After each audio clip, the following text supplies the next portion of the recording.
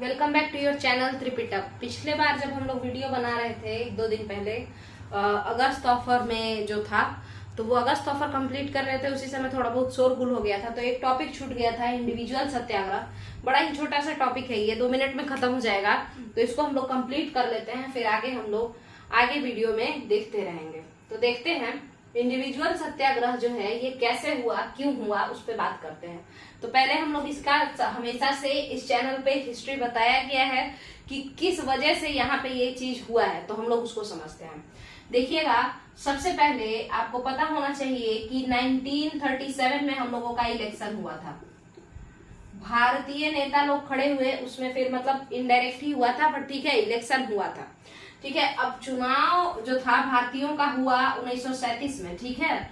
और 1939 में हम लोग क्या देखते हैं, तो 1939 के 37 में इलेक्शन हुआ, तो बहुत सारे भारतीय लोग लीडर बन गए, नेता बन गए।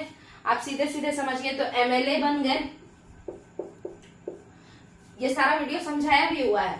1939 में फिर क्या हुआ, सितंबर 1939 ईस्वी में हम लोग देखते हैं कि सेकेंड वर्ल्ड वॉर जो होना शुरू हो जाता है। सेकेंड वर्ल्ड वॉर जब होना शुरू होता है, तो फिर बिना किसी से पूछे, बिना किसी से कहे, है ना, भारतीयों को, भारत के सैनिकों को ब्रिटेन अपने लिए अपने वॉर में यूज करता है। ठीक है, तो इसी सितंबर में हम लोग देखते हैं 14 सितंबर 1939 को वर्धा में एक मीटिंग होता है, और इस मीटिंग में ये कहा जाता है कि हम लोग जो है क्या करें, क्या अंग्रेजों का सपोर्ट करें या नहीं करें, क्या करें आखिर। ठीक है, मतलब अंग्रेजों का सपोर्ट, मतलब जो वर्ल्ड वॉर हो रहा है उसमें अंग्रेज के तरफ से रहे या हम लोग न्यूट्रल रहे, हमको किसी से कोई लेना देना नहीं है। तो फिर होता है ये बात कि नहीं नहीं, हम लोग को सपोर्ट नहीं करना है। और क्यों नहीं करना है, तो इसलिए नहीं करना है क्योंकि पिछले बार भी ये लोग धोखा दिया था। फर्स्ट वर्ल्ड वॉर के समय में कहा था कि मदद करोगे तो तुम्हारा भी मदद करेंगे, तुमको स्वराज देंगे, तुमको ये देंगे वो देंगे, बट दिया कुछ भी नहीं था। तो यहाँ पर ये क्लियर हो गया था। इसके बाद हम लोग देखते हैं कि जो आपका 1939 का कांग्रेस सेशन होता है, जिसके सुभाष चंद्र बोस अध्यक्ष होते हैं, हरिपुरा गुजरात में।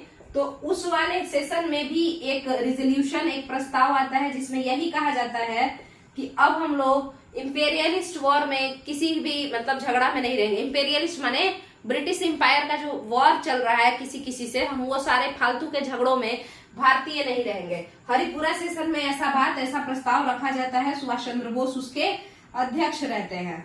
तो ये सारे बात से यही पता चल रहा है कि 1939 वाले वॉर में हम लोग तो सपोर्ट नहीं करेंगे। ठीक है, जो वॉर हुआ उसमें हम लोग तो सपोर्ट नहीं करेंगे। ठीक है, तभी फिर सितंबर 1939 के वॉर में, जो सेकेंड वर्ल्ड वॉर है, उसमें बिना हम लोगों से पूछे, बिना हम लोगों से कुछ राय विचार, बिना मशवरा के, हम लोग मतलब नेताओं से पूछे, भारतीय नेताओं से बिना पूछे ही सबको उठा करके लेके चला गया अंग्रेज। कहाँ पे, तो अपने तरफ से वॉर लड़वाने बहुत सारे भारतीय सैनिक गए, खास करके बिहार और यूपी के लोग। और यूपी में भी सारा यूपी नहीं, जो बिहार से सटा वाला यूपी है, जो ईस्टर्न यूपी है, वो वाला रीजन, सॉरी आपको बता दे, वेस्टर्न यूपी जो है वो वाला रीजन। ठीक है, अगर देख, एक सेकेंड रुक जाइए, ये साइड ईस्टर्न यूपी, बलिया, ये सब साइड का गाजीपुर, बलिया, ये सब। ठीक है, ईस्टर्न यूपी वाला रीजन, यानी जो बिहार से सटा हुआ रीजन है, वो वाला रीजन जो है, उसमें से बहुत सारे सिपाही गए, फिर बिहार से बहुत सारे सिपाही गए। ठीक है, और तब लोगों ने क्या कहा, तब लोगों ने कहा कि भाई ये बड़ा गलत बात है। हम लोग जो है नेताओं को अपना समझते थे, भारतीय नेता तो केवल किस चीज के लिए हैं, तो केवल पद के लिए पागल हुए जा रहे हैं, पोस्ट के ऊपर बैठ रहे हैं, है ना, एमपी एमएलए बनना चाहते हैं, हमारे घर से कोई जिए या मरे, भारतीय नेताओं को कोई लेना देना नहीं है। तो इसी पे फिर ये लोग जो है मतलब मीटिंग करता है, और फिर कांग्रेस वाला लोग, और मीटिंग करके कहता है कि हम लोग से पूछा ही नहीं गया। कांग्रेस बताता है सभी लोगों से, कांग्रेस के लोग बताते हैं, नेता बताते हैं कि हम लोग से नहीं पूछा गया है, ब्रिटेन अपने मन से लेके चला गया है। तो इस बात पे भी लोग जब नहीं मानते हैं, और कांग्रेस पर एक इल्जाम सा लगता है कि भाई तुम पद के लिए, तुम पोस्ट के लिए हो, तुम हम लोग के लीडर नहीं हो, तुम तो भूखे हो, किस चीज के, तो पद के भूखे हो। ऐसा इल्जाम जब लोग लगाने लगते हैं कि सही ही कहते थे, जो गर्म दल के लोग थे, इन लोगों के बारे में वो झूठ नहीं कहते थे, तब फिर कांग्रेस के लीडर्स क्या किए, तो कांग्रेस के लीडर्स किससे बात किए, निम्नलिखितों से बात किए बट कोई फायदा वायदा हुआ नहीं। तो फिर यहाँ पे हम लोग क्या देखे, हम लोगों ने देखा कि कांग्रेस के जो लीडर थे वो लोग आपस में विचार विमर्श करके रिजाइन कर दिए। और जो ये रिजाइन हुआ था, आप लोग को पता ही होगा कब हुआ था, दिसंबर में हुआ था, 22 दिसंबर 1939, और मुक्ति दिवस मनाया गया था। और इसी के बाद, ये दोबारा से अब इसको हम थोड़ा फास्ट करते हैं, इसी के बाद फिर क्या हुआ था, लिनलिथ को ऑफर आया था। लिनलिथ को पहले तो इज्जत ही नहीं किया, और बाद में लिनलिथ को ऑफर दिया भाई सब बात मानेंगे, पहले वॉर जिता दो हमको। तो गांधी जी ये लोग सब लोग बोले कि भागो, जल्दी भागो, ठीक है। और जवाहरलाल नेहरू तो कहे कि ये तो क्या है, एज डेड एज डोरमेल है। तो ये पिछले वाले वीडियो में भी बता चुके हैं। तो बात आता है कि आखिर ये कैसे शुरू हुआ, आखिर इंडिविजुअल सत्याग्रह जो है वो व्यक्तिगत सत्याग्रह शुरू कैसे हो गया, तो हम लोग इसको समझते हैं। तो अब ये सब तो चल ही रहा था, लिनलिथ को जब बुलाया तो गांधी के मन में एक बात आ गया कि जब लिनलिथ को भीख मांगने हमारे सामने आ गया, इसका मतलब है आज के डेट में हम लोगों से ज्यादा लिनलिथ को, हम लोगों से ज्यादा मतलब जितना हम लोग उसके सामने झुके हैं उससे ज्यादा आज के डेट में उसका मजबूरी है, वो ज्यादा मजबूर है हम लोगों से और वो मदद चाहता है, ठीक है। तो गांधी जी ये समझ गए कि ये बढ़िया मौका है, इसको यूटिलाइज करना चाहिए और अंग्रेजों पे प्रेशर बनाना चाहिए। सभी कांग्रेसी लीडर लोग समझ गए थे। तो सब लोगों ने कहा कि ठीक है चलो मूवमेंट लॉन्च करते हैं, दोबारा से कोई आंदोलन तो शुरू करते हैं। इन लोगों का जो है बात नहीं मानने का जो आदत हो गया है, दोबारा से आंदोलन शुरू करते हैं। तब इसी पे गांधी जी कहते हैं कि देखो इतना अच्छा हम लोग इमेज बनाए हैं, हम भारतीय लोग इतना अच्छा इमेज बनाए हैं, तो अगर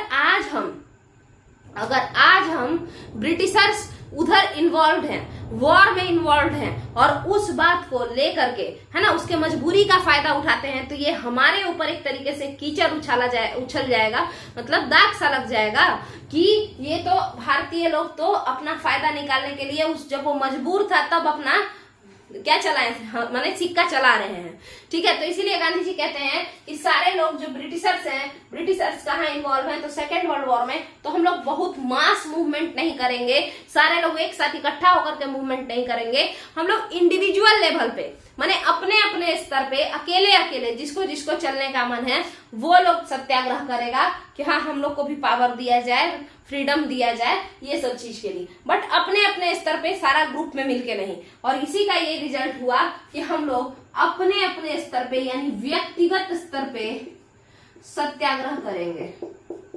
इसी का नाम क्या पड़ा, इंडिविजुअल सत्याग्रह। अब ये हुआ कि भाई ये कैसे करेंगे, तो अपने अपने घर से दिल्ली चलते हैं, जो जहां है वहां से उठो और दिल्ली चलो, अकेले चलना है, भीड़ लेके नहीं चलना है। तो सबसे पहले ये व्यक्तिगत सत्याग्रह कब लॉन्च हुआ, 17 अक्टूबर 1940। और अगर आप बात करें कि लिनलिथ को हम लोग से भीख मांगने कब आया था, तो आपको याद होगा अगस्त 1940। उसके एक दो महीना बाद ही ये लोग ऐसा ही करता था, कुछ भी होता था 1 महीना टाइम लेके फिर अगला महीना लॉन्च करता था। तो यहाँ पे व्यक्तिगत सत्याग्रह जो हुआ, तो सबसे पहले व्यक्ति जो ये जिम्मा लिए कि हम अकेले ही जाके दिल्ली तोड़ के आएंगे, मतलब कि हम दिल्ली में जाके अपना अकेले बात कहेंगे, ग्रुप में नहीं, तो वो पहले जो थे वो थे विनोबा भावे। तो प्रथम सत्याग्रही कौन हुए, विनोबा भावे। ये कहाँ के थे, तो ये महाराष्ट्र के पवनार आश्रम से चले, पवनार आश्रम इन्हीं का था, तो महाराष्ट्र में है ये पवनार आश्रम, महाराष्ट्र से।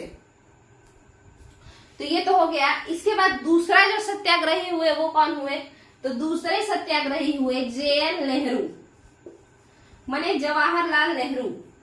तीसरे सत्याग्रही कौन हुए आपके, तो क्योंकि क्वेश्चन पूछता है, ये तीसरा पे भी पहुंच गया है अब, तो वो है ब्रह्मदत्त।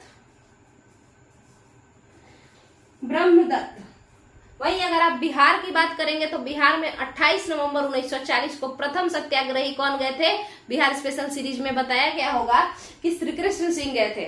और दूसरे सत्याग्रही कौन थे बताइए, तो अनुग्रह नारायण सिन्हा जी थे, ठीक है। तो ये आपका क्लियर हो जाता है। यही था इंडिविजुअल सत्याग्रह, जिसमें गांधी जी कहे थे कि अपना इज्जत बचाते हुए हम लोग डिमांड करते हैं, क्योंकि भारतीयों का एक इमेज है कि हम लोग किसी के मजबूरी का फायदा नहीं उठाते हैं। तो अभी तो अंग्रेज मजबूर हैं अभी अंग्रेज सेकेंड वर्ल्ड वॉर में इन्वॉल्व हैं, तो क्यों हम लोग ऐसा करें। इससे अच्छा है कि हम लोग अकेले चल के और अपने डिमांड, अपना सत्याग्रह करते हैं, अपना रिक्वेस्ट करते हैं। ठीक है, तो यहीं पे आपका ये इंडिविजुअल सत्याग्रह खत्म हो जाता है।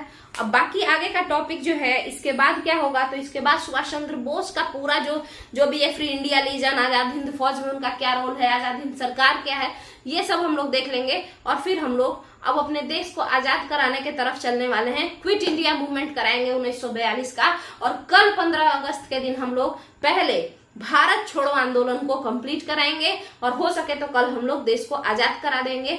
ठीक है, तो चलिए, थैंक यू।